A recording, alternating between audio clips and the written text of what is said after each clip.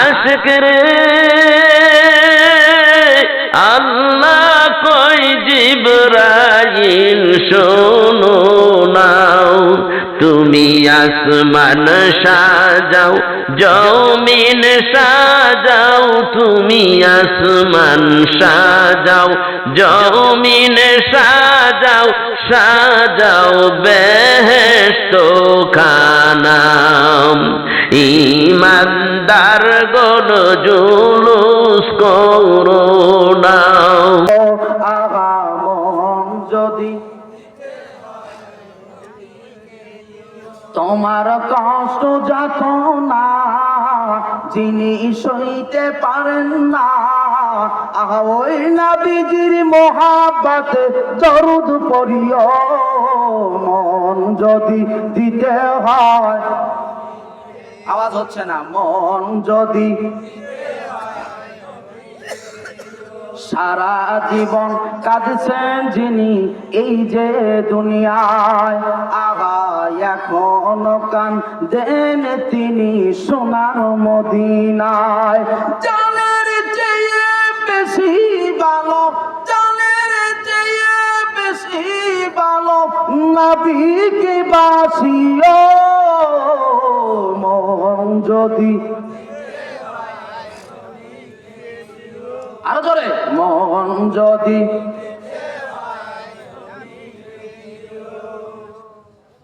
কষ্ট হয়, কষ্ট হয় ছেড়ে দেই না, ছেড়ে দেই। ওদের মেহমান আসুক ভাই, তার তো হক আছে। হ্যাঁ, মন যদি দিতে হয় নবীর দিদার একবার যদি নাসিবি হয়ে যায়, আহা জাহান্নামের আগুন তাকে দেখিয়া পালায়। আহা নবীর দিদার একবার যদি নাসিবি হয়ে যায়, আহা জাহান্নামের আগুন তাকে দেখিয়া পালায়। নবী পাগলদের দিদার দিয়ে ধন্য করিও। মন যদি দিতে হয়, এটা আওয়াজ দিয়ে, মন যদি আর একটু জোরে। এবং আয়াতের কথা বলছি কত, 6666 আয়াতে কারিমা দিয়ে লিপিবদ্ধ করছেন কোরআন। জোরে বলুন সুবহানাল্লাহ। সম্মানিত আব্বা জানেরা, এই কোরআনকে জবর সংখ্যা দাঁড়াইছে 5223টা জবর সংখ্যা কোরআনের মধ্যে আছে। জোরে বলুন সুবহানাল্লাহ। এই কোরআনের ভিতরে জের আছে 39,582টি। জোরে বলুন সুবহানাল্লাহ। এই কোরআনের ভিতরে আছে পেশ 8,860টি পেশ শব্দ সংগঠিত করে দিয়েছেন আল্লাহ। জোরে বলুন সুবহানাল্লাহ। এই কোরআনের ভিতরে তাসদীদ আছে, যজম আছে মোট 1771টা। আলহামদুলিল্লাহ পড়ে। এবং যজম আছে মোট 1443টা। এই সব মিলে একটা কোরআন সুন্দর করে গঠন করা হয়েছে। এই যে জবর পেশ তাসদীদ এগুলা ছিল না, হযরত ওমর ফারুকের সময় এসে কোরআনের ভিতরে যে জবর দেওয়া হয়েছে। এই কোরআনকে বোঝার জন্য এটা আমাদেরকে এইগুলো সহজ করে দিয়েছেন ওমরের সময়। জোরে বলুন সুবহানাল্লাহ। সম্মানিত সুধী, এই কোরআনের কথাগুলো যারা মানবে, বাস্তব জীবনে যারা মেনে নিবে, আল্লাহ তাদেরকে দুনিয়ার জিন্দেগিতে ফাদখুলি ফি ইবাদি ওয়াদখুলি জান্নাতি, চিৎকার দিয়ে বলুন সুবহানাল্লাহ। আল্লাহ বলছেন যারা কোরআনকে মেনে নিবে এবং ইবাদতের মধ্যে ঢুকবে তাদের জন্য উত্তম একটা জায়গা রাখছি, সে জায়গাটার নাম হলো জান্নাত। জোরে বলুন সুবহানাল্লাহ। আল্লাহ রাব্বুল আলামিন যতগুলো পয়গাম্বার পৃথিবীর মধ্যে প্রেরণ করেছে, প্রত্যেকটা পয়গাম্বার, প্রত্যেকটা গাউস কুতুব আউলিয়া আবদাল যারা পৃথিবীর মধ্যে আছে সকলের জন্য জান্নাতের দরজা কয়টা? একটা। স্তর হয়েছে 8টা। স্তর কয়টা? 8টা। দরজা একটা। একটা জান্নাতের দরজাতে ঢুকবে, যার যেরকম আমল করবে সেই আমল অনুযায়ী আল্লাহর বান্দাদের জন্য সেইভাবে সেই জান্নাত তাদের জন্য দেওয়া হবে। জোরে বলুন সুবহানাল্লাহ। অনেকেই চিন্তা ভাবনা করতেছেন যে মাহফিলে যাব না যাব না, যাব না যাব না। ভাই, আমি আপনাদের খেদমতে আরজ করে বলি, পবিত্র কালামুল্লাহ শরীফের ভিতরে আল্লাহ সুবহানাল্লাহু তাআলা সুন্দর করে সামলিল ভাষায় রেকর্ড করে দিয়েছেন, কুল্লু নাফসিন যায়িকাতুল মাউত। কথা কার? আর একটু জোরে, আর একটু আস্তে। সূরা মাইদার ভিতরে আল্লাহ বলছেন যে প্রত্যেকটা প্রাণীরই মৃত্যুর স্বাদ একদিন একদিন গ্রহণ করতে হবে। এইখানে মাহফিল কত বছর হয়? প্রতি বছর মাহফিল হয়। গত বছর যিনারা মাহফিল শুনেছে এবছরে আছে, এবছরে যারা শুনবেন আগামীতে থাকবেন, এরকম নিশ্চয়তা দিতে পারবেন? গ্যারান্টি দিতে পারবেন? যদি গ্যারান্টি না দিতে পারেন বাজান, তাহলে অবশ্যই অবশ্যই জীবনের শেষ ওয়াজের মাহফিল ভাবে কোরআনের মাহফিলে আসার দরকার আছে না নাই? সোনারা বাহির থাকলে মুরগি যখন বাচ্চা তোলায়, মুরগি বাচ্চা তোলার আগে কি পারে? ডিম পারে। ডিম 15 থেকে 16টা ডিম পারবার পরে এই মুরগি যখন তাপ দেয়, তাপ দিতে গেলে কিছু ডিম কাইজে হয় না? যেগুলো তাপ পায় না ওগুলো কি হয়? কাইজে। যারা কোরআনের মাহফিলের ভিতরে না বসে ফাঁকে থেকে কালেকশন করতেছেন, আপনারা হলে কাইজি মুসলমান। কি মুসলমান? আর একটু জোরে, কাইজি মুসলমান। বাজান নেই, সে কাইজি মুসলমান হওয়া যাবে না। সকলকে হযরত ওমরের মতো, হযরত আবু বকরের মতো মুসলমান সৈনিক বীর মুজাহিদ হয়ে এখান থেকে যেতে হবে। আল্লাহ কবুল করেন। জোরে কন আমিন। আর একটু জোরে কন আমিন। আল্লাহ নবী নূরের নবী গো, আপনি নবী আমার জীবনের জীবন, আপনি নবী মোর জীবন সাথী, অন্ধকার ঘরের বাতি, আপনি ছাড়াই আমার বাঁচে না জীবন। আপনি রাহমাতাল লিল আলামিন, মুমিনের আপনজন, আপনি ছাড়াই আমার বাঁচে না জীবন। আল্লাহ নবী নূরের নবী গো, আপনি নবী আমার জীবনের জীবন। দেখে আপনার মুজিজা ধন্য হলেন মা খাদিজা, জীবন জৈবন করিলেন অর্পণ।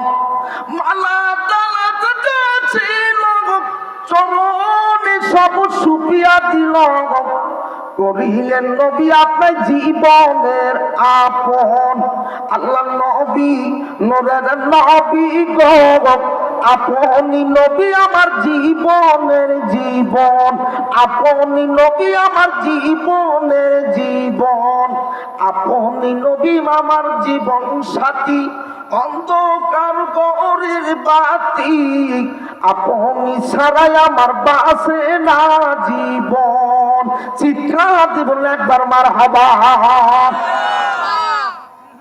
তাহলে রাসূল আপনার আমার জীবনের জীবন, আপনার আমার মুমিন ব্যক্তি যারা তাদের আপনের আপন। মুমিন ব্যক্তি যখন কবরের ভিতরে যাবে, আল্লাহ সুবহানাল্লাহু তাআলা কবরটার নূরে নূরান্বিত করে দেন। জোরে বলুন সুবহানাল্লাহ। এই জগতের ভিতরে খাদিজাতুল কুবরা রাদিয়াল্লাহু তাআলা আনহু তার সাপর স্থাপর যা ছিল সব নবীজির পিছনে অর্পণ করে দিলেন। অর্পণ করে দিই ক্ষান্ত কিন্তু হয় নাই। জীবন যৌবন যা ছিল সব দিয়ে দিলেন রাসূলুল্লাহর পিছনে। জোরে বলুন সুবহানাল্লাহ। সোনার আব্বা জানেরা, আমি এখনো কিন্তু শুরু করি নাই, আমি কিছু ভূমিকায় কথা বলতেছি, কষ্ট হচ্ছে? সামনে ফাঁকা জায়গা আছে। রাসূল বলেছেন, আমি সরাসরি হাদিস থেকে আপনাদেরকে বলছি, কথাটা খুব ধ্যান খেয়ালে শুনবেন এবং আমলে পরিণত করবেন। আল্লাহ আমলের জিন্দেগি গড়ার তৌফিক দান করেন, সকলেই পড়ি আল্লাহুম্মা আমিন। রাসূল বলেন, পৃথিবীর ভিতরে সর্বপ্রথম যে ব্যক্তি এসে জান্নাতের বাগানে বসে কিয়ামতের ময়দানে, ওই জায়গাটার মাটি তার নাজাতের জন্য সুপারিশ করবে। চিৎকার দিয়ে বলুন সুবহানাল্লাহ। সেই জায়গাটা ছেড়ে যদি নতুন আরেকটা জায়গা সে যদি গ্রহণ করে, তাহলে সাক্ষ্য বাড়বে না কমবে? আর একটু জোরে। সাক্ষ্য যদি বাড়ে তাহলে লাভ না লস? কথা না বললে বোঝাই কেমনে? যদি লাভ হয় বাজান, আমরা তো বাঙালি মানুষ, লাভের আশাই কিন্তু ঘুরি, ঠিক কিনা? যদি লাভ হয় বাজান, যে জায়গায় বসে আছেন ওই জায়গাটা ছেড়ে একটু সামনের দিকে এগিয়ে আসেন, সামনের দিকে এগিয়ে বসেন, আর একজন ভাইকে বসার সুযোগ করে দেন। নাহমাদুহু ওয়া নাস্তাঈনুহু ওয়া নাস্তাগফিরুহু ওয়া নু'মিনু বিহি ওয়া নাতাওয়াক্কালু আলাইহি ওয়া নাউযু বিল্লাহি মিন শুরুরি আনফুসিনা ওয়া মিন সাইয়্যাতি আ'মালিনা। من يهده الله فلا مضل له ومن يضلل فلا هادي له وأشهد أن لا إله إلا الله وحده لا شريك له وأشهد أن سيدنا ومولانا محمدا عبده ورسوله الذي أرسله بالحق بشيرا ونذيرا وداعيا إلى الله بإذنه وسراجا منيرا. فقد قال الله تعالى في كلامه المجيد والفرقانه الحميد. সকলে জবান ছেড়ে দিয়ে উচ্চ আওয়াজে বিতাড়িত শয়তানের কাছ থেকে আল্লাহর কাছে পানা চাই। সকলে কণ্ঠ ছেড়ে দিয়ে কেরপূর্ণতা ভাব ছেড়ে দিয়ে একসাথে পড়ি, আউযু বিল্লাহি মিনাশ শাইতানির রাজিম, বিসমিল্লাহির রাহমানির রাহিম। قل إن كنتم تحبون الله فاتبعوني يحببكم الله ويغفر لكم ذنوبكم والله غفور رحيم. في كلامه المجيد والفرقانه الحميد. সকলেই পড়ি, বিসমিল্লাহির রাহমানির রাহিম। আরাআইতাল্লাযী ইউকাযযিবু বিদ্দীন فذلك الذي يدع اليتيم ولا يحض على طعام المسكين فويل للمصلين الذين هم عن صلاتهم ساهون الذين هم يراءون ويمنعون الماعون. أما بعد فأعوذ بالله من الشيطان الرجيم. وقال النبي صلى الله عليه وسلم لا يؤمن أحدكم حتى أكون أحب إليه من والده وولده والناس أجمعين إن الله وملائكته يصلون على النبي يا أيها الذين آمنوا صلوا عليه وسلموا تسليما اللهم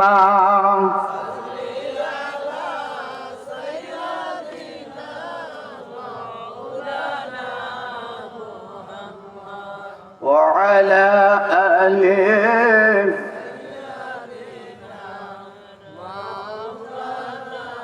কোন সাধনে পাইব গো আপনার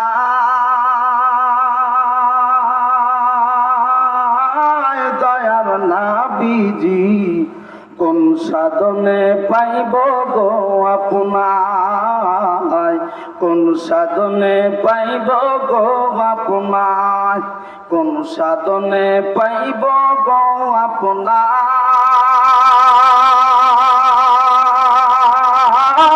দয়ার নাবিজি কোন সাধনে পাইলেন আবুদুল্লাহ কোন সাধনে পাইলেন আমেনা দয়ার নাবিজি কোন সাধনে পাইলেন হালিমায় কঠিন মরুর দেশে আইলেন মানব দেশে ছাগল চড়াইতেন নাবি জঙ্গলায়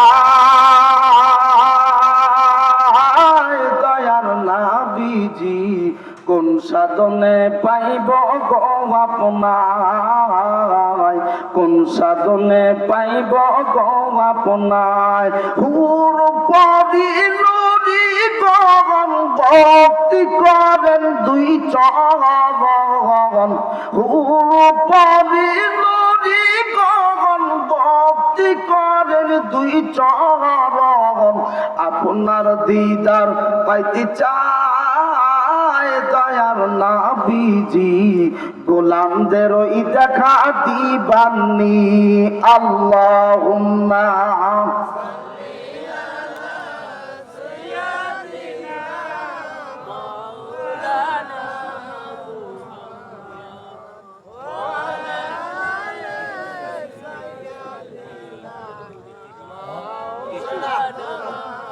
একটু জেকে উর্দি জেকের করেন লা ইলাহা সকলে লা ইলাহা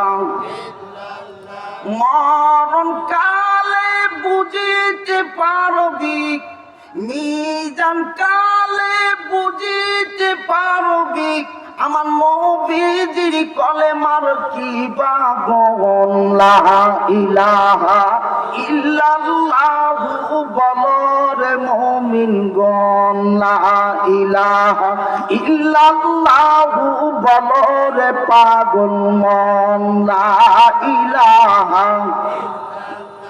জোরে আর জোরে লা ইলাহা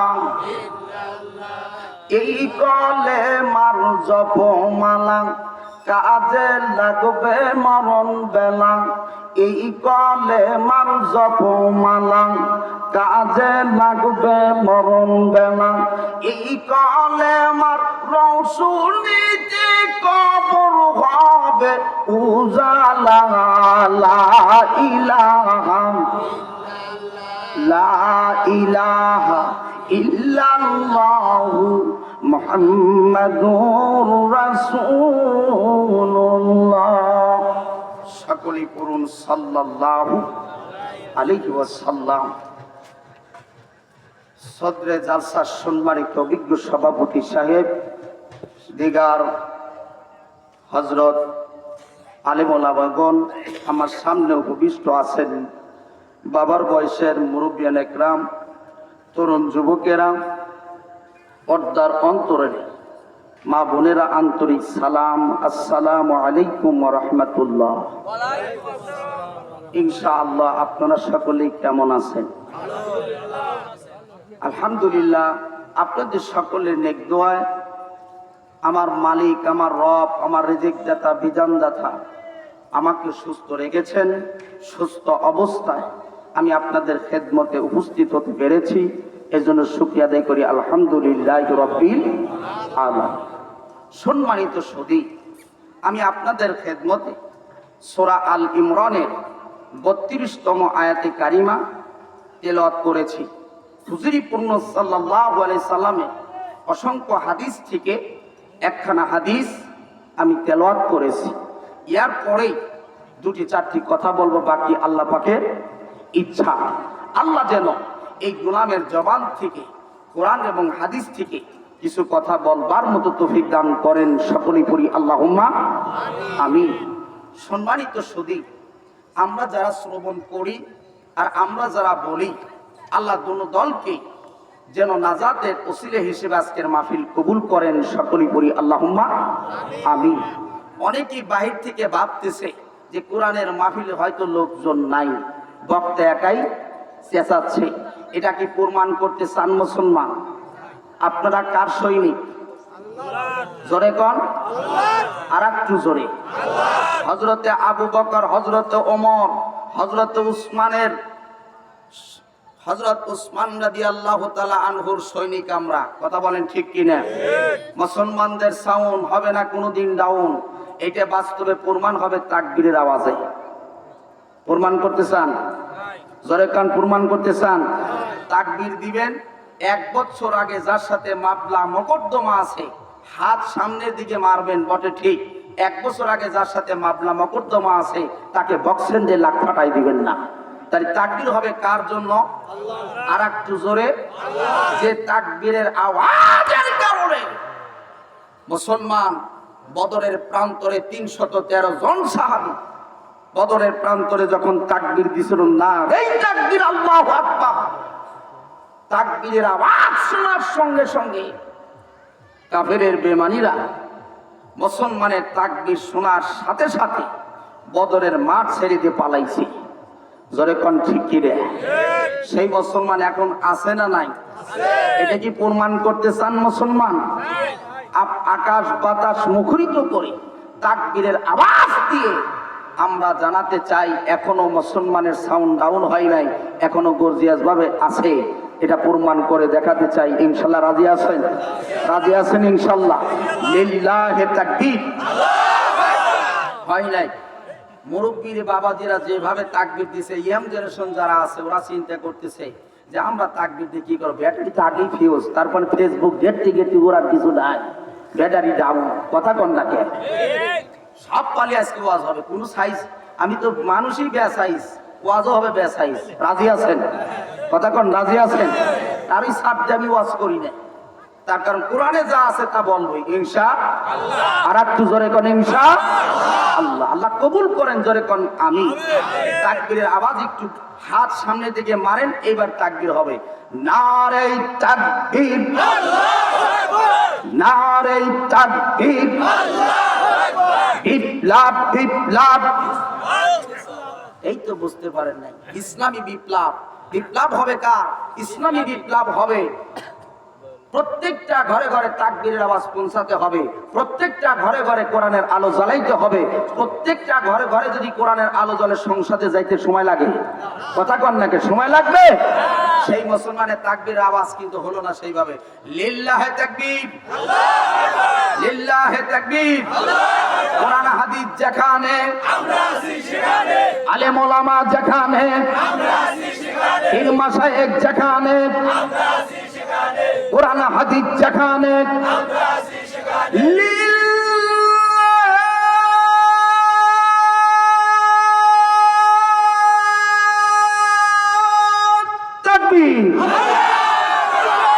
শয়তান আছে না গেছে? কত দূর গেছে? কত দূর গেছে? আওয়াজ যত দূর গেছে শয়তান বলতেছে এখানে আর থাকা সম্ভব নয়। যারা এখনো বইছেন বাজান, আমার অনেক বয়সের লোক আপনারা এখানে বসেছেন, আপনাদের জুতো টানার যোগ্যতা আমার নাই বাজান। আপনারা আমার সাথে অনেক দামি মানুষ, আপনাদের জুতো টানার যোগ্যতা আমার নাই। আমি অনুরোধ করছি বাজান, সামনের দিকে একটু এগিয়ে বসেন। 3 জায়গা ফাঁকা রাখা নিষেধ।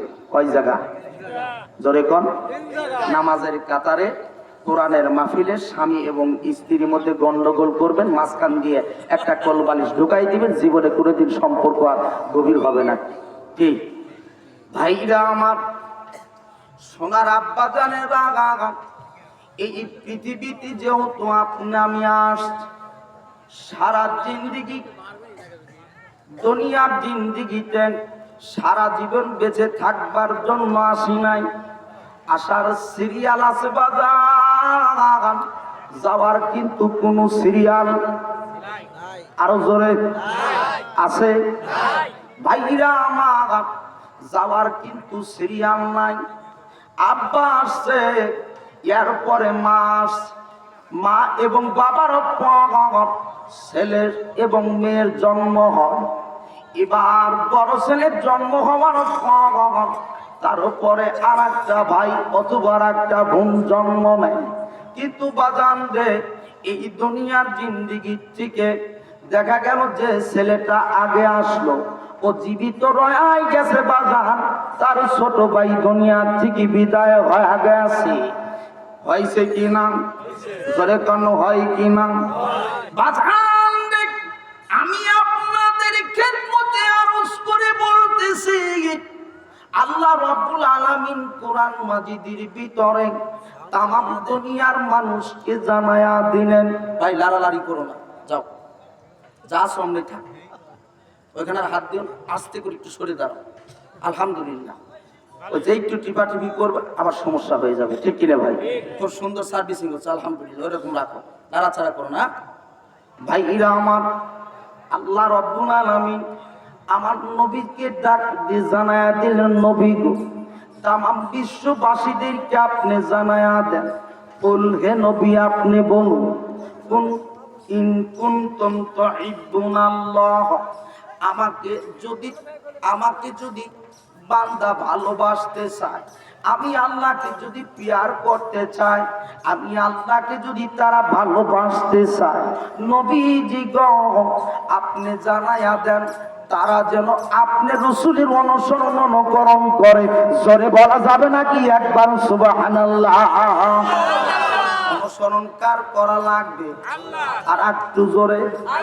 ওয়াজ কিন্তু এখনো বোঝেন নাই।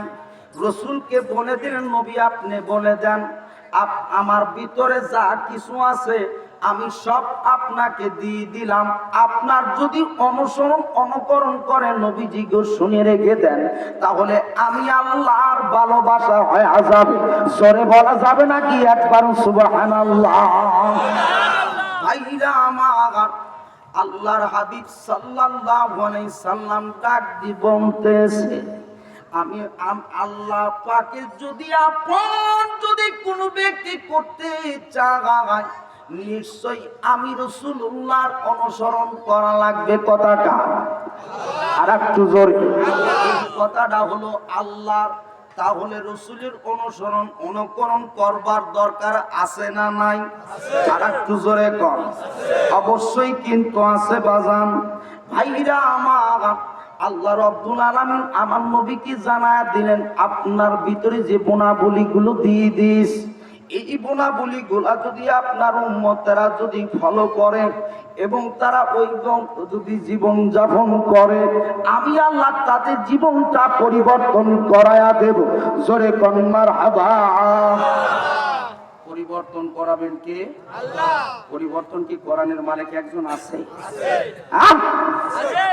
যদি আল্লাহ যদি পরিবর্তন করার মালিক যদি থাকে, তাহলে এই বাংলাদেশে রাসূলকে নিয়ে কটূক্তি কথা হয়, একটা মুসলমান কথা কয় না, আছে না নাই?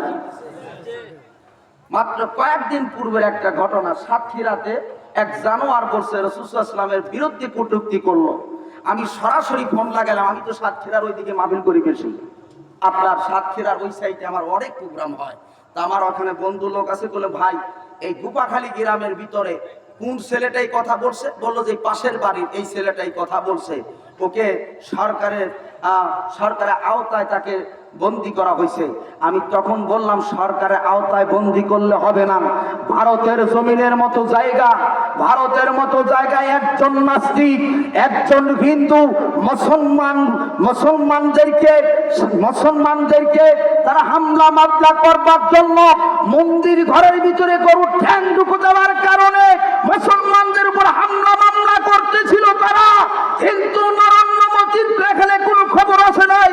খবর আসছে মমতা ব্যানার্জি বললেন মুসলমানদেরকে বিধিভাবে তাদের কোনো অপরাধ না দেখে তাদেরকে গ্রেফতার করা যাবে না। মমতা ব্যানার্জি মুসলমানদের পক্ষে না বিপক্ষে? তিনি একজন হিন্দু, তিনি বললেন আমার মুসলমান ভাইকে মারতে গেলে, আমার মুসলমান ভাইদেরকে মারতে গেলে অবশ্যই প্রমাণ লাগবে, দলিল লাগবে। আমি তখন 2017 সালে ভারতের জমিনে এই ঘটনা যেদিন ঘটেছে তার 2 দিন আগে আমি মাহফিল করেছি হলো আপনার দমদম এয়ারপোর্টের পাশে। সম্মানিত সদী, তিনি বললেন এই বিনি অপরাধে তাদেরকে গ্রেফতার করা যাবে। আর একটু জোরে আল্লাহ যারে বাঁচাবে পৃথিবীর কারো ক্ষমতা নেই তাকে মারতে পারে, ঠিক কি না? বাঁচানোর মালিক কে? মমতা ব্যানার্জি বলল খবরদার, আমার একজন মুসলমান ভাইয়ের গায়ে হাত তুলতে পারবে না, দলিল চাই। কি চাই? এখন আপনার বাবার সম্পদ, আপনি যদি আপনার বাবা যখন মারা যায় এই সম্পদের মালিক কে হয়? ছেলে হয় না? ছেলে যদি সম্পদের মালিক হয় মারা যাওয়ার পরেই তো পাবে নাকি? আর মারা যাওয়ার আগেই যদি আমি যা সেখানে চাপ দিয়ে বলি যে সম্পদের মালিক আমি, কে দিবে আপনাকে? কথা কয় না। মমতা ব্যানার্জি বললো যে অপরাধ করেছে মানি নিলাম, কিন্তু এটা দলিল চাই। কিন্তু আল্লাহ পাকের পক্ষ থেকে মুসলমানের বিজয় দান করতেছে। আল্লাহ কোরআনের ভিতরে কোরআন আয়াত রেকর্ড করছে, জোরে কোন সুবহানাল্লাহ। আমি আস্তে আস্তে সেই কথাগুলি বলবো ইনশাআল্লাহ, যদি সময় দেন ইনশাআল্লাহ আল্লাহ কবুল করেন। তখন মমতা ব্যানার্জি বলল যে এই মুসলমানদেরকে এইভাবে মারা যাবে না, এই মুসলমানদেরকে তাদেরকে অত্যাচার করা যাবে না। তখন কি করলো তারা? গোয়েন্দা সংস্থার থেকে কিছু লোকদেরকে সিআইডি হিসেবে লাগাই দেওয়া হলো যে এইটার প্রমাণ কিভাবে বের করা যায়। একটা মুসলমানের গায়ে হাত দিতে দিল না পশ্চিমবঙ্গে, মুসলমানদেরকে একটা মুসলমানের গায়ে হাত দিতে দেয় নাই। না দেওয়ার পরে এবার মমতা ব্যানার্জি বললেন যে এটা সিআইডি গোয়েন্দা সংস্থাকে তাদেরকে বলে দিল যে এটা তথ্য আগে বের করো, এরপরে বিচার হবে। এবার তদন্ত করে দেখা গেল একজন, এই যে হিন্দুর মন্দির ঘর এইটা, তার এক দোকান পরেই একটা মুসলমানের দোকান, সেখানে সিসি ক্যামেরা রয়েছে। তখন ওই গোয়েন্দা সংস্থার লোকেরা যা বললো যে আপনার সিসি ক্যামেরাটা একটু অন করেন, আমরা একটু দেখতে চাই এখানে কোনো তথ্য পাওয়া যায় কিনা। যখন আপনার এই তথ্য খুঁজতে গেল, তথ্য খুঁজতে যা দেখলেন কি দুইজন যুবক হলো হিন্দু। জোরে কোন কি? হিন্দু। এই দুইজন যুবক হলো হিন্দু, মুসির কাজ করে। এই দুই হিন্দু মিলে তারা এই গরুর ঠ্যাং মন্দির ঘরের মধ্যে ঢুকাইছে। কোথায়? এটা ধরা পড়লো কোথায়? ভাই আপনার সাথে আমার সাথে কিন্তু সিসি ক্যামেরা আছে না নাই? আর একটু জোরে। আজ থেকে 1400 বছর আগে যাওয়া লাগবে না। আপনি যেদিন পৃথিবীতে আসছেন, আসার সাথে সাথে দুইজন সাংবাদিক সেট করে দিছে আল্লাহ, কোরআনে রেকর্ড করা হয়েছে।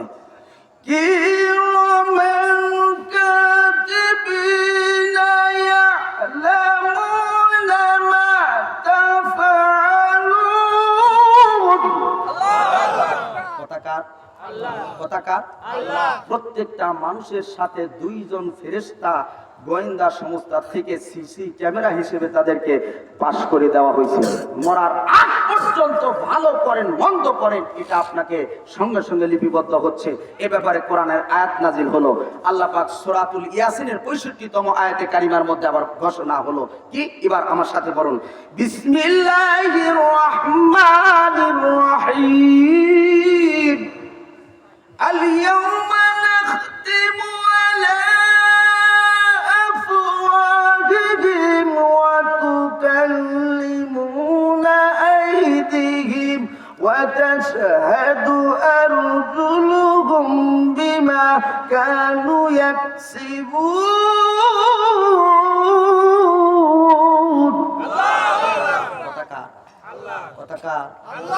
সামনে আস্তে আস্তে আগাচ্ছি, কষ্ট হবে। আল্লাহ বলছেন যে আমি প্রত্যেকটা ব্যক্তিকে পাকড়াও করব, প্রত্যেকটা ব্যক্তিকে পাকড়াও করব, তাদেরকে কাঠগড়ায় দাঁড় করব এবং তাদের জিম্বাদার তাদের মুখের জবান আমি নেব। উল্টা পাল্টা করলেই মুখের মধ্যে মোহর লাগাই দেব। কথাকার এদিকে একটু পরে আসতেছি। এবার মমতা ব্যানার্জি বললেন, গোয়েন্দা সংস্থার লোকেরা তার কাছে গিয়ে হাজির হলেন। এবার বললেন যে দেখেন আমরা তথ্য পেয়েছি। কি তথ্য? তখন সিসি ক্যামেরার ওই যে ছবিটা উঠে আছে এটা তিনি ভালো করে দেখলেন যে দুইজন যুবক এই গরুর ঠ্যাং মন্দির ঘরের মধ্যে ঢোকাইছে।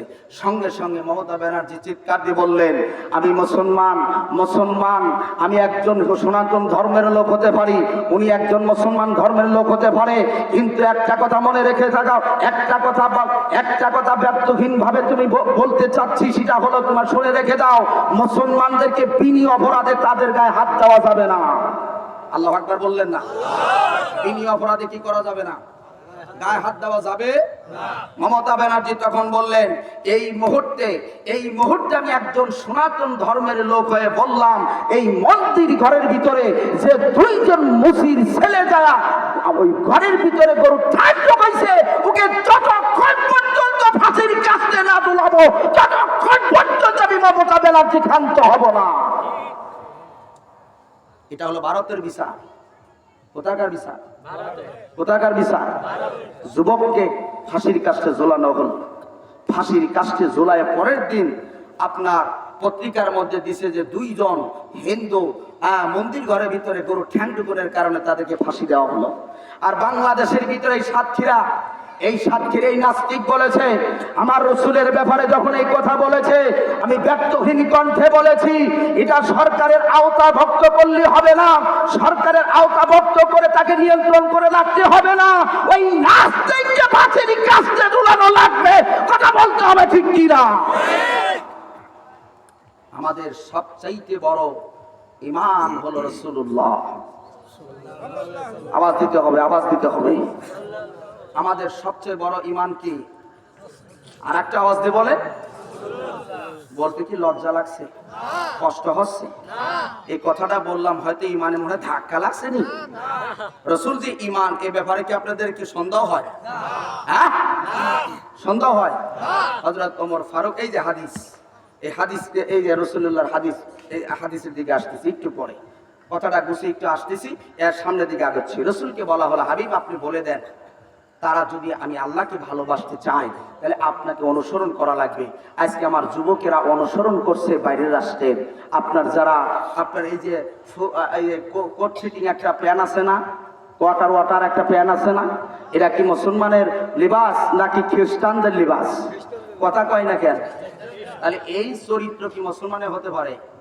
কথা কয় না? এটা কি মুসলমানের চরিত্র হতে পারে?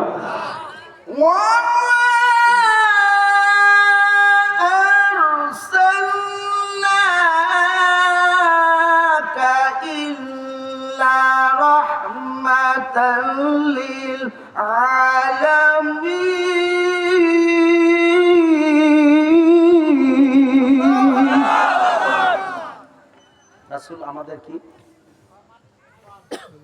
রাসূল আমাদের কি? রাহমাতাল লিল আলামিন। রাসূল আমাদের কি? রাহমাতাল লিল আলামিন। হে হাবিব, আপনি শুধু রাহমাতাল লিল আলামিন হয়ে ক্ষান্ত নয়, আপনি প্রত্যেকটা পয়গম্বরের নবী। আওয়াজ দেন জোরে জোরে। আপনি প্রত্যেকটা পয়গম্বরের কি? নবী।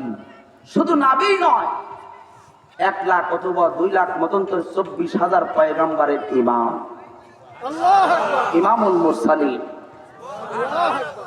কথা কে বলছেন?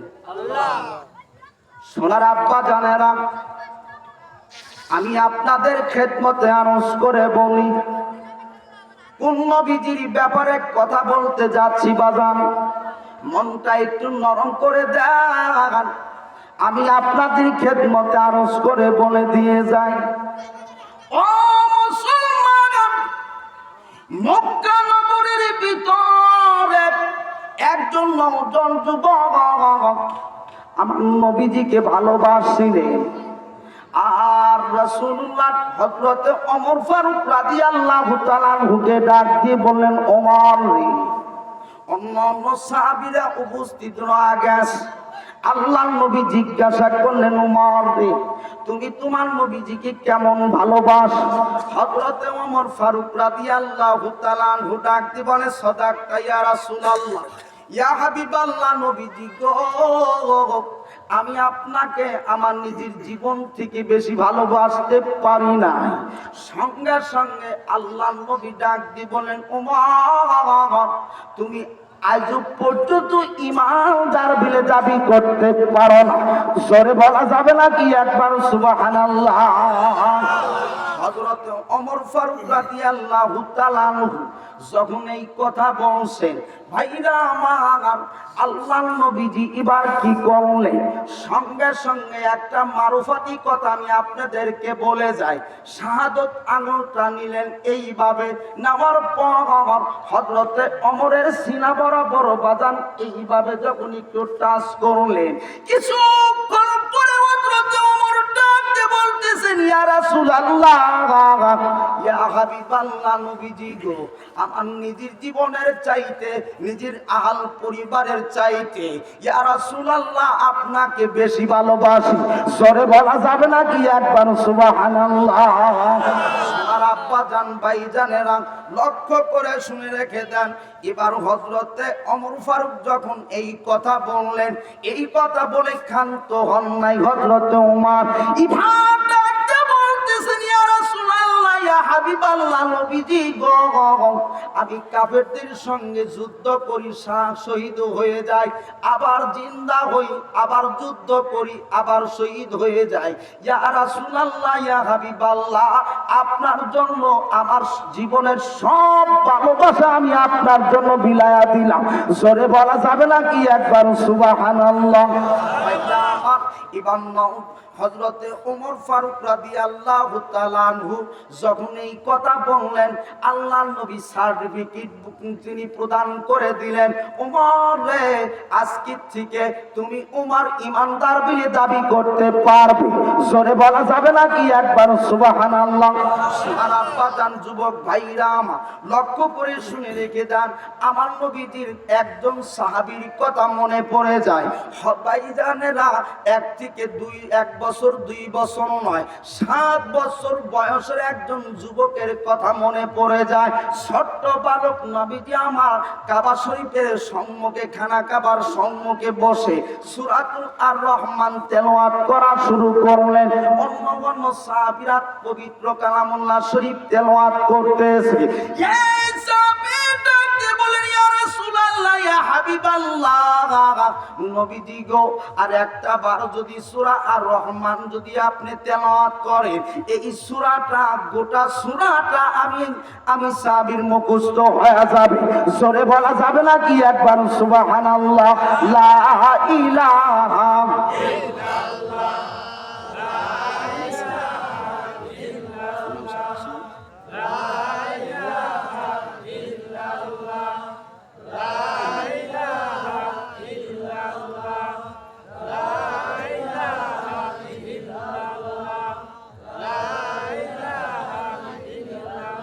মরণ কালে বুঝিতে পারবি, মিজান কালে বুঝিতে পারবি, আমার নবীর কলেমার কি বাগন। লা ইলাহা ইল্লাল্লাহু বলরে মুমিনগণ, লা ইলাহা ইল্লাল্লাহু বলরে পাগল মন, লা ইলাহা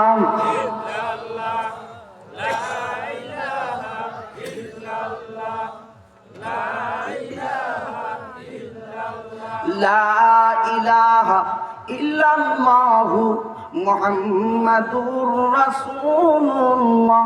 সকলেই পড়ি সাল্লাল্লাহু আলাইহি ওয়াসাল্লাম। আমার নবীজির আতায়াত কিভাবে করতেছেন?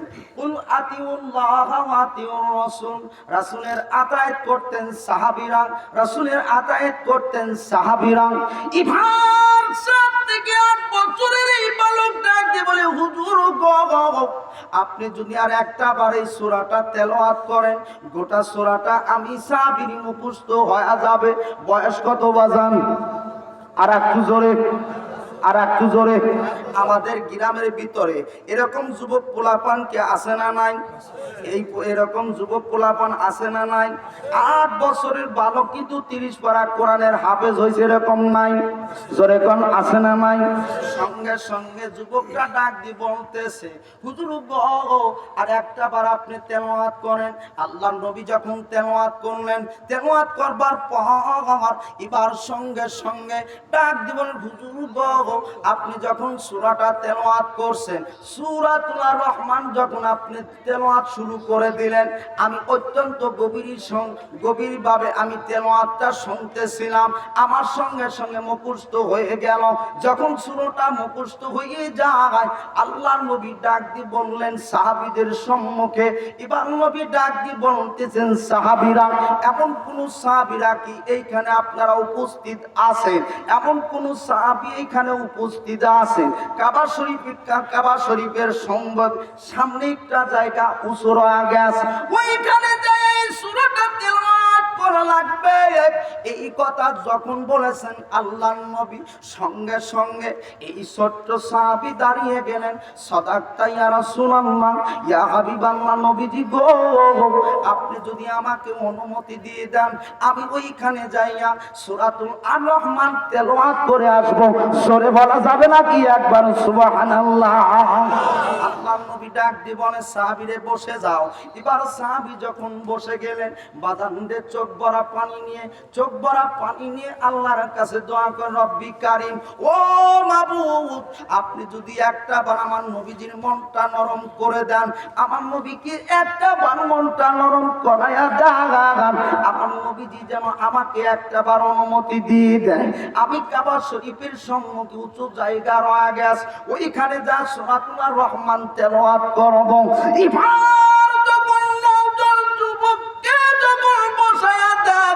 যুবক বসে যায়। এবার দ্বিতীয়বার আল্লাহর নবী ডাক দিয়ে বলতেছেন সাহাবীদের দিকে লক্ষ্য করে, এমন কোন সাহাবী আছেন কি বাবা, ওই কাবা শরীফের সম্মুখে একটা উঁচু জায়গা রয়ে গেছে, ওইখানে যায়া কোন সাহাবী আছেন এই সূরা রহমান তেলাওয়াত করতে পারবে? সঙ্গে সঙ্গে এই ছোট্ট সাহাবী চোখ ভরা পানি নিয়ে এবার তিনি দাঁড়িয়ে গেলেন। সাদাক্তা ইয়া রাসূলুল্লাহ, ইয়া হাবিবাল্লাহ, নবীজি গো, আমি আপনার প্রেমে আকৃষ্ট হয়ে আছি। নবীজি, আপনি একটাবার আমাকে অনুমতি দিয়ে দেন। এবার নবীজি বললেন, যুবকরে বসে যাও, লেজ বসে যাও। এবার যখন নজন যুবক বসে পড়লে, বসবার পর যুবকের চোখ দিয়ে ঝরঝর করে পানি ছেড়ে দেয়। ঝরঝর করে যখন চোখ দিয়ে পানি ঝরে যায়, এবার ডাক দিয়ে বলেন, আল্লাহ, আমার নবীজির মনটা একটু গলায়া দাও। আমার নবীজি একটা বারের জন্য আমাকে কাবা শরীফের সম্মুখে যে উঁচু জায়গা রয়ে গেছে, ওইখানে দাঁড়াইয়া আমি সূরাতুল রহমান তেলাওয়াত করব। জোরে বলা যাবে নাকি একবার সুবহানাল্লাহ? সোনার আব্বা জান, যুবক ভাইরা আমার, লক্ষ্য করে শুনে রেখে দেন বাবারা, ও পর্দার মা বোনেরা, আপনাদের খেদমতে দাবি করব, কিছুক্ষণ পরে আপনাদের ব্যাপারে একটা আলোচনা উপহার দিয়ে যাব। এভাবে ছোট্ট সাবিটাকে বুঝকুল বসে যায়, কানতে কানতে ফিক উঠে গেছে। কিছুক্ষণ পর আল্লাহর নবী ডাক দিয়ে বলেন, এমন কোন সাহাবী আসো নাকি বাবা? এমন কোন সাহাবী বাবা তোমরা আসো নাকি?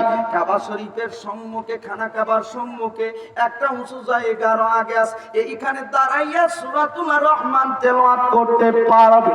সঙ্গে সঙ্গে বাজান রে, এই সাহাবী আর কোন সাহাবী নয়, এই সাহাবীটা হলো আব্দুল্লাহ ইবনে মাসউদ রাদিয়াল্লাহু তাআলা আনহু।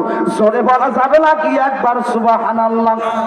যখন যুবকটা দাঁড়িয়ে গেলেন, চোখ ভরা পানি নিয়ে দাঁড়িয়ে গেলেন, দাঁড়িয়ে যাওয়ার পর আল্লাহর নবীকে বললেন, সাদাক্তা ইয়া রাসূলুল্লাহ, ইয়া হাবিবাল্লাহ, নবীজি গো, আপনি একটাবার আমাকে অনুমতি দিয়ে দেন।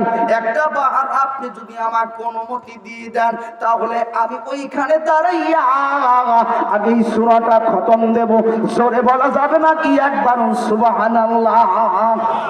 সোনার আব্বা জানেরা, যুবক ভাইরা আমার, লক্ষ্য করে শুনে রেখে দেন। এবার সাহাবী, ছোট্ট সাহাবী যখন সম্মুখে দাঁড়িয়ে গেলেন, আল্লাহর নবী ডাক দিয়ে বললেন, আমি এমন একজন সাহাবীকে চাইছিলাম যে সাহাবীটা খানা কাবার সম্মুখে গিয়ে সূরাতুল রহমান তেলাওয়াত করবে। তেলাওয়াত করতে যাইয়া ওই যে কাফেররা আসবে, আসবার পরে উল্টা পাল্টা কথা বলবে, দাঁত ভাঙা জবাব যেন দিতে পারে, এমন একজন সাহাবী চাইছিলাম। একজন সাহাবী যত দাঁড়াইলো না, সঙ্গে সঙ্গে আব্দুল্লাহ ইবনে মাসউদকে ডাক দিয়ে বললেন, সাহাবীকে ডাক দিয়ে কাছে ডাক দিয়ে বলেন, বাবা তোমার কি সাহসে গোলাবে? ইভার যখন বলে সাদাকতা ইয়া রাসূলুল্লাহ ইয়া হাবিবাল্লাহ,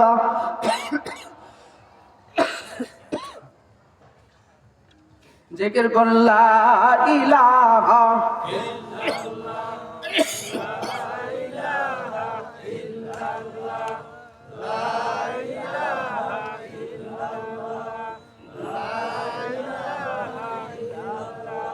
ও মায়া বলে অগবিলাল নবীর কলেমা ছাইরা দে, জীবন দেব শহীদ হব, জীবন দেব শহীদ হব, নবীর কলেমা সর্বনা লা ইলাহা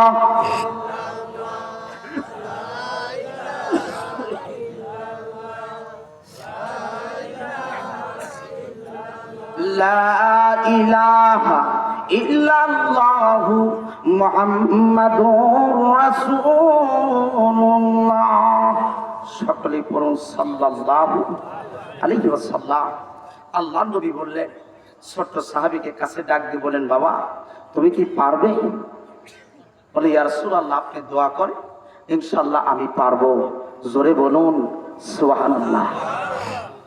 ভাইরা আমার, এবার ছোট্ট সাহাবীর জন্য রাসূল দোয়া করে। এবার বাজানদের নবী বললেন, সাহাবী তুমি যাও। এবার যখন সাহাবী হাঁটে হাঁটে পা পা করে যখন সামনের দিকে ধাবিত হয়, এক কদম সামনের দিকে যায়, আবার তিনি পিছন দিকে তাকায়, আবার তিনি সামনের দিকে যায়, আবার তিনি যখন পিছনের দিকে তাকায়, তাকানোর পর ডাক দিয়ে বলতেছে। এবার যখন ডাক দিলেন, সাহাবীকে ডাক দেওয়ার পর বলে, সাহাবীরে তুমি একবার সামনের এক কদম বাড়াও, আবার তুমি পিছনের দিকে ঘুরে ঘুরে তাকাও, কারণটা কি বাবা? সঙ্গে সঙ্গে ডাক দিয়ে বলতেছে, হুজুর গো ইয়া রাসূলুল্লাহ ইয়া হাবিবাল্লাহ নবীজি, আমি একটাবার আপনার চেহারার দিকে তাকাই, আবার আমি সামনের দিকে ধাবিত হই, আমি একটাবার আপনার চেহারার দিকে তাকাই, আবার আমি সামনের দিকে ধাবিত হই। ইয়া রাসূলুল্লাহ ইয়া হাবিবাল্লাহ নবীজি গো, ওই কাফেরের বেঈমানিরা আমি আব্দুল্লাহ ইবনে মাসউদ রাদিয়াল্লাহু তাআলা আনহুকে জীবনের মতো যদি বিদায় করে দেয়, আমি আমার নবীজিকে দেখতে পারবো না।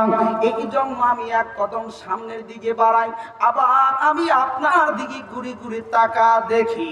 এই জন্য আমি একটাবার সামনের দিকে তাকাই, আবার পিছনের দিকে ঘুরে তাকাই। নবীজি সঙ্গে সঙ্গে নবী আমার ডাক দিয়ে বললেন, সাহাবী যাও, আমি তোমার জন্য দোয়া করে দিলাম। জোরে বলা যাবে নাকি একবার সুবহানাল্লাহ? যখন হাঁটি হাঁটি পা পা করে রওনা করলেন সোনার আব্বা জানেরা, এবার আব্দুল্লাহ ইবনে মাসউদ রাদিয়াল্লাহু তাআলা আনহু কাবার সামনে যখন তিনি দাঁড়িয়ে গেলেন, সামান্য একটু উঁচু জায়গা, এইখানে যখন তিনি দাঁড়িয়ে গেলেন, দাঁড়িয়ে যাওয়ার পর এবার সূরাতুল রহমান তেলাওয়াত করলেন। সূরা আর রহমান যখন তেলাওয়াত করতেছে, আবু জেহেল, উতবা, সাহেবা তারা তাকলিকি কোরআন মাজিদের তেলাওয়াত গুলো শুনতে পাচ্ছে। যেদিকে আল্লাহর নবী সাহাবীদেরকে নিয়ে দিনের কিছু কথাগুলো বলতেছে, এদিক দিয়ে আব্দুল্লাহ ইবনে মাসউদ এবার মনে মনে তামান্না, আমার নবীজি বলেছে আমাকে যেহেতু যে অনুমতি দিয়েছে, যতক্ষণ পর্যন্ত এই সূরাটা যতক্ষণ পর্যন্ত খতম না হবে, যতক্ষণ তেলাওয়াত শেষ না হবে, আমি আব্দুল্লাহ ইবনে মাসউদ রাদিয়াল্লাহু তাআলা এই তেলাওয়াত আমি বন্ধ করে দেব না, এই তেলাওয়াত আমি বন্ধ করব না। কিছু কিছুক্ষণ পর আবু জেহেল ডাক দিয়ে বলে, ছোট বালক রে, একটু দাঁড়ায়া যাও। সে আব্দুল্লাহ ইবনে মাসউদ রাদিয়াল্লাহু তাআলা আনহু, তিনি দাঁড়িয়ে দাঁড়িয়ে বাবা তেলাওয়াত করতেছে। এবার ডাক দিয়ে বলে, বাবা একটু, বাবা লেজ যখন একটু তার থামার কথা বলছে, কিন্তু আব্দুল্লাহ ইবনে মাসউদ রাদিয়াল্লাহু তাআলা আনহু তেলাওয়াত তিনি বন্ধ করতেছেন না। মনে মনে ডাক দিয়ে বলে, এই সূরা তেলাওয়াত করতে যায় যদি কাফেরের বেঈমানিরা যদি আমাকে ধরে নিয়ে যদি দুনিয়া থেকে বিদায় করে দেয়, এরপরে আমি আল্লাহ পাকের কালাম তেলাওয়াত বাদ দেব না। সরে বলা যাবে না কি একবার সুবহানাল্লাহ? কষ্ট হয় বাজান, জোরে কোন কষ্ট হয় বাজান রে। কেমন নবীজির আশিক ছিলেন ওসমান আব্বা জানেরা, 9 জন যুবকেরা। আর একটা দৃষ্টান্ত আপনাদের খেদমতে দিয়ে যায় বাজান রে। আমার নবীজি হলো একটা সময় যখন যুদ্ধের ঘোষণা দিয়ে দিলেন, সাহাবীদের সম্মুখে যুদ্ধের ঘোষণা দিয়ে দেয়। এবার যখন যুদ্ধের ঘোষণাগুলো যখন দিয়ে দেয়, মদিনার একজন মহিলা আড়াই দিনকে একটা ছোট্ট বালক সন্তানকে নিয়ে আসলেন বাজান নবীজির খেদমতে। দাবি নবীজির খেদমতে নিয়ে এসে হাজির হয়ে যায়।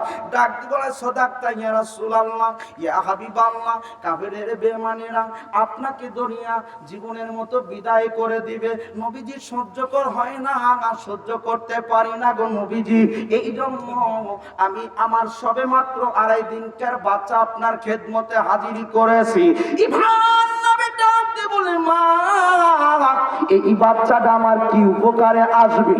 ডাক দিয়ে বলে, সাদাকতা ইয়া রাসূলুল্লাহ, ইয়া হাবিবাল্লাহ, নবীজি গো, আমার এই কলিজার টুকরা সন্তানকে আপনি একটাবার এইভাবে উঁচু করে ধরে রাখবেন, যখন কাফেরেরা আপনার সরাসরি আপনার চেহারা বরাবর তীর মারবে, আমার বাচ্চাটা সামনে ধরে রাখবেন, ওই তীরটা লেগে আমার বাচ্চা শহীদ হয়ে যাবে।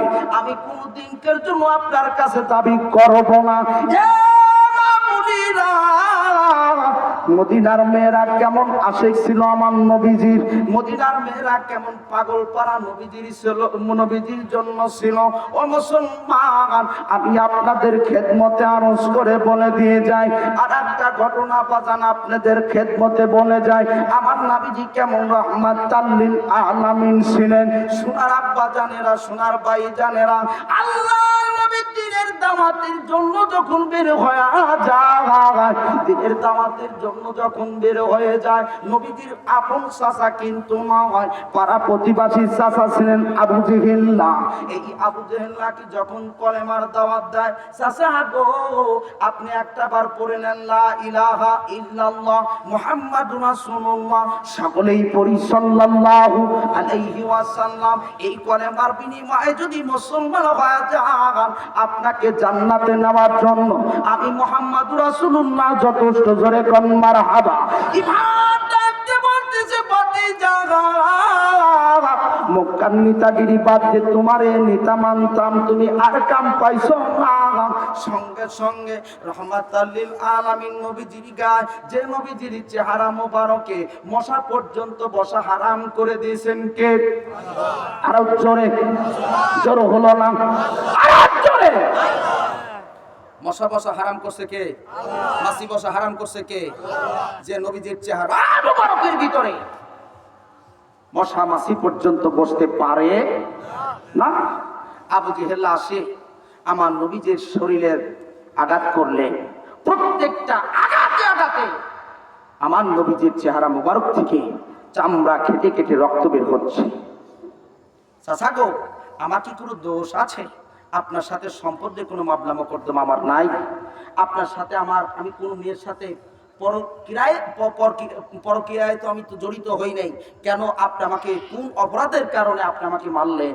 বললে অপরাধ একটাই, লা ইলাহা ইল্লাল্লাহ মুহাম্মাদুর রাসূলুল্লাহ, কলেমা বাদ দিতে হবে।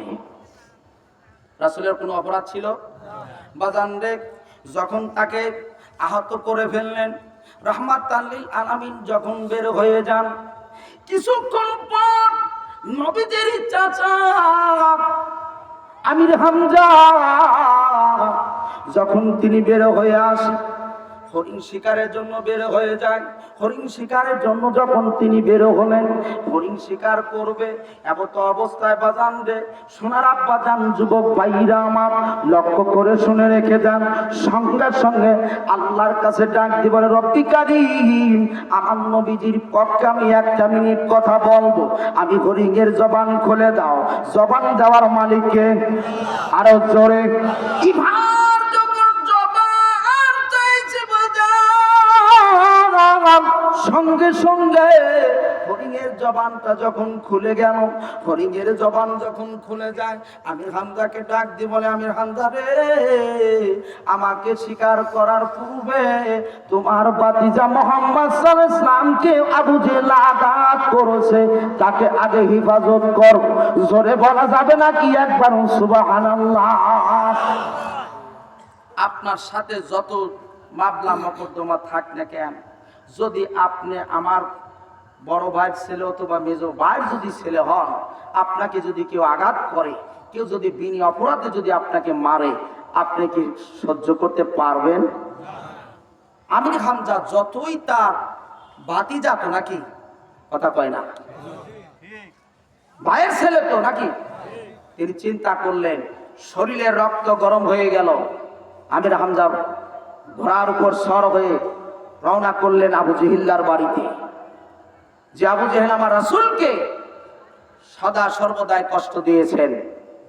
বর্তমান সমাজে এক শ্রেণীর মানুষ আলেমদেরকে কষ্ট দেয়, আছে না নাই?